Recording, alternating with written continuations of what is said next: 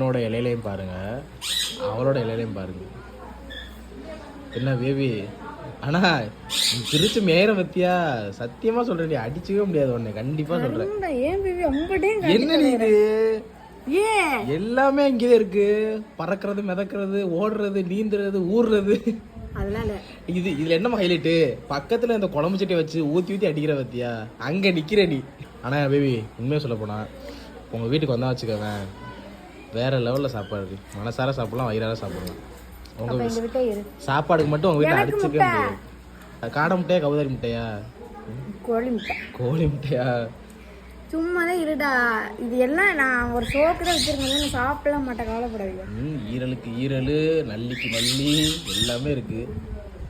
முழுங்குறத பாருங்க, சில்லிக்கு சில்லி.